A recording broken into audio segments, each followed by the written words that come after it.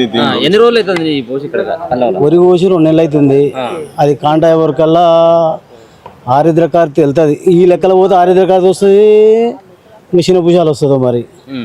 దబదబ speed పెంచితేనే ఏం లేదు, లేకపోతే ఇక ఇంతే ఉంటుంది. ఇక మిల్లులు కూడా జర సతాయిస్తారు, అన్లోడింగ్ అవుతలేమంటారు, లారీలు వస్తలేవు.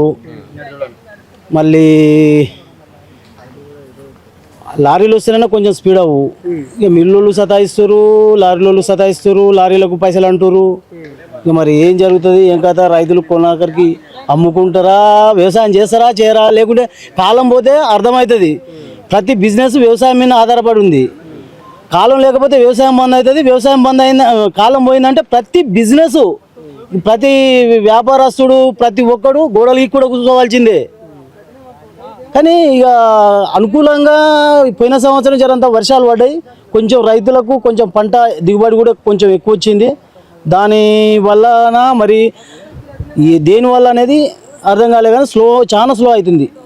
మొత్తం మందకొడి నడుస్తుంది.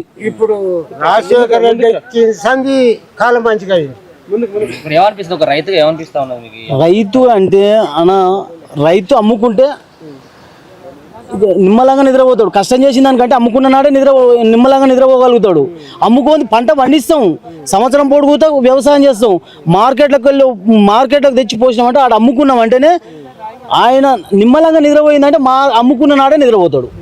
అంతే, అంతకు మించి ఇంకేం లేదు. దానికి అధికారులు స్పందించి ఇంత వాస్తవికంగా చెప్పాలంటే పోయిన సంవత్సరం మన కలెక్టర్ ఉండే ఏది హనుమంతరావు కల్లాల పొంటి తిరిగి ప్రతి ఒక్క ఉద్యోగస్తుని ఎంటబడ్డాడు. ప్రతి ఒక్కరు చెయ్యాలి, అది కాంట్రాక్టర్ని కానీ ప్లస్ సిఓలు కానీ అధికారులని కానీ ప్రతి ఒక్కరు ఎమ్మటి పడ్డాడు. జర స్పీడ్ అయింది. పోయిన సంవత్సరం నేను చేసిన ఒక 24 రోజులలో ఈ మార్కెట్ మొత్తం ఖతం చేసినాం. కానీ ఇప్పుడు అట్లా లేదు. ఇప్పటికి 2 నెలలు అవుతుంది. ఎందుకంటే ఇక అంతా జర నిద్రపోయినట్టే ఉంది ఆ వ్యవస్థ అంతా. వ్యవస్థ లోపమే ఏమంటారు కదా, పసలగాస్టోడు కరెక్ట్ ఉంటే పసలన్నీ మేసి సరిగ్గా తిరిగి వస్తాయి. పసలగాస్టోడు సరిగ్గా ఉండాలి ఏదానికైనా. ఎంత? మా తాడు 20% పోయింది. మా మార్కెట్ ఇంచుమించు మా మండలంలోనే పెద్దది. ఇక ముఖ్యమంత్రి గ్రౌండ్ లోకి వస్తే అర్థమవుతుంది. ఆయనకు ఎవరో చెప్పిన దాన్ని బట్టి ఆయన కూడా వాస్తవికంగా ఎవరో చెప్పిన దానికి ఆయన కావచ్చు అనుకుంటుండొచ్చు. ఆయన కూడా పూర్తి వివరాలు చెప్తారనేది కన్ఫర్మ్ ఏం లేదు.